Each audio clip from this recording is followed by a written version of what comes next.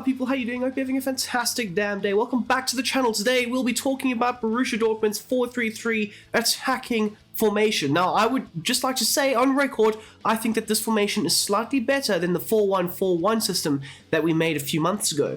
So if you can, please don't forget to hit that like button down below. Subscribe if you are new. I will also link the 4-1-4-1 tactics at the end of this video. So if you would like, go check those out as well. They do alter and change between the 4-1-4-1, the 4-3-3, as well as the 4-2-3-1. So if this video can get 20 likes, I will go ahead and replicate and recreate the 4-2-3-1 tactics that they have used in the past.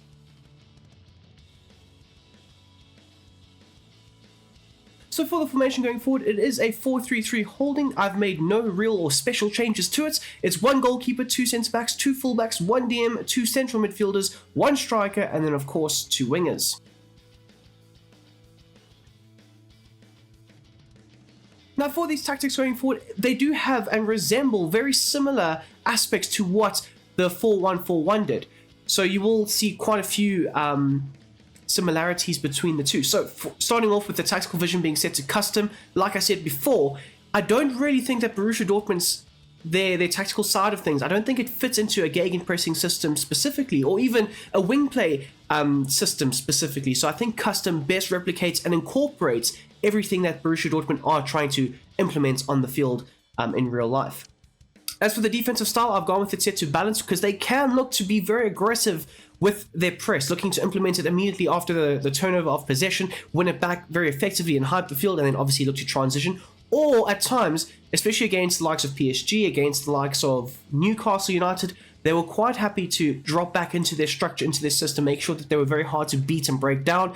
And you do tend to see this every now and then with this Borussia Dortmund side. So I think the balanced approach will also incorporate all of that and keep you nice and defensively solid in certain moments. As for the width, it is set to 40, just like before. But now the depth is now set to a higher line, set to 75. Before it was set to, I think it was like 60 or so.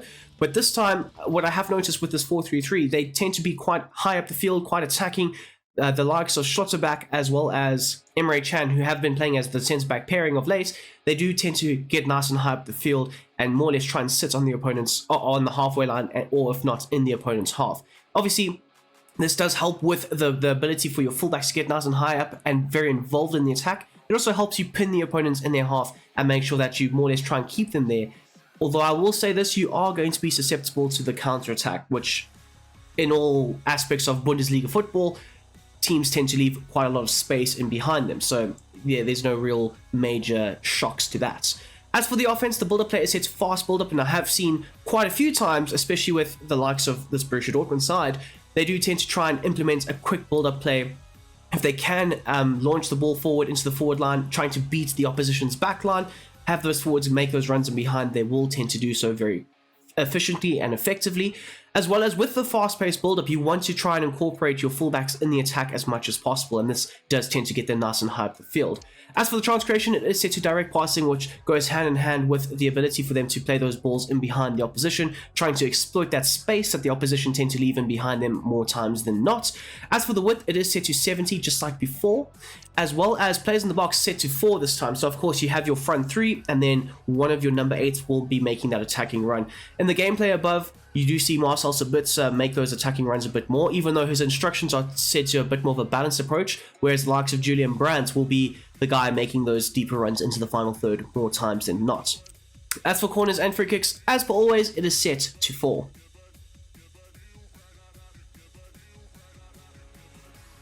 Onto the instructions now, the likes of Kubel here set to be a sweeper keeper. Of course, when you are playing a high line, you do need a ball-playing goalkeeper who is progressive with it and also fearless in some moments to be able to run off of his line, claim the ball, circulate it back into play, and also be very calm and composed under pressure. And I think to some extent, Kubel, he has made his errors in the past, but no goalkeeper is perfect. So I would say and suggest you put him on to being a modern-day sweeper-keeper type player.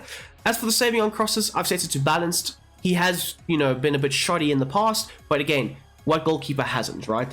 Everybody's entitled to make a few mistakes here and there. So I think he has gotten slightly better, especially this season, with his ability to claim those aerial balls whipped into the box. So therefore, it's not set to cautious, it's not set to balance. I think he's obviously coming into himself a little bit more. As for your 2 in the back line, we've got the likes of Hummels, or it could be Chan, it depends on who you want, but I've gone with Hummels. He is said to be a bit more of a conservative type centre-back, looking to be a bit more of a sweeper, allowing for the likes of Schlotterbeck to progress forward with the ball, be very aggressive towards the opposition, step out of position in certain moments. So you need at least one of your centre-backs to try and cover that area, and more so the likes of Hummels or Sula will do this role. As for the likes of Schlotterbeck now, I mentioned this in the last set of instructions, but he does tend to, when he gets on the ball, progressive forward, drive on into the midfield, sometimes find himself in the attacking outlets of the Borussia Dortmund's attack. So you do want him to still replicate those runs, and more so join the attack as well as step up does do this. As for your two fullbacks, they've got the same set of instructions as well. Both will be told to join the attack. The likes of Maatsen was obviously playing over Ben Sabani, but both of them were very high up the field, very integral to the attacking build-up of the side. And then the run type, I've set it to a mixed attack. So at one point, I saw Maatsen almost as that centre forward. So you obviously want to incorporate your fullbacks inverting into the midfield, linking up very effectively with them in certain moments. And then, of course, the ability for them to be imposing, aggressive, step up, engage with the opposition wingers or players in those wide areas, and obviously try and impose themselves on those players.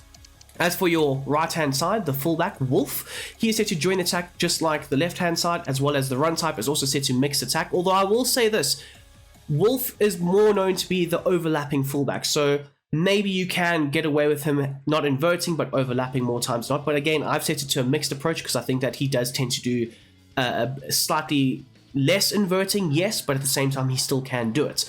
And then obviously the step up is required. Into your midfield now, the likes of Captain Emre Can, he's set to cut past lanes, and for the attacking support, I've gone with a balanced approach. Now, with the number 6, more times than not, I tell them to stay back. It does help clog the backline area, trying to prevent any through balls or whatnot. But at the same time, with Emre Can in this role, as well as Oshan when he has played, they do tend to get forward. They do tend to be very integral and involved in the offense, high up the field, sometimes even in the opponent's box. So you kind of still want to have them replicate those run types and that involvement in the offense. So that's why a balanced approach best suited. And I will also say this, it does help create that fluid nature of the offensive system. As for the interceptions, it is set to normal, and then he needs to be the deep line playmaker, dropping between the two centre-backs, collecting the ball either off of the goalkeeper or off of them, and then obviously progressing it forward. He can also and is in charge of having the ability and the know-how to spray those long passes in behind the opposition's back line. For the defensive positioning, it is set to cover the centre, so he will look to more or less try and slot in between the two centre-backs, again, trying to clog and stifle those passing lanes from the opposition. Into your two number 8s now, of course, you'll start off with the likes of the more adventurous Julian Brandt. He's set to get forward, obviously being very involved and integral in the attacking outlets of the side. The support on crosses is set to get into the box, like I said earlier. Sabitzer, he did get into the box in the gameplay, but more so than not, you want the likes of Julian Brandt having that role. The interceptions is set to normal, cover the wing for the defensive positioning, and then of course you want him, as well as Sabitzer, to be able to pop up in those little half spaces, obviously pulling players out of position, opening up other space for others to try and work into and work with, and then obviously looking to try and get the best offensive outlets out of your two number 8s. And moving on to Sabitzer now, he is set to having a balanced attack, so he will be more of the box-to-box type player, helping likes of Chan with the build-up play, progressing the ball high up the field, being very integral in rotating the ball into those wider areas of the field, looking to try and work a better opportunity on the offensive side of things. As for the support on crosses, it is set to stay on the edge of the box. More times than not, Sabitzer in real life will tend to stay on the edge of the box and pop off long distance shots. His interceptions is set to aggressive, looking to consistently have that work rate, the ability to close down the opposition when out of possession of the ball.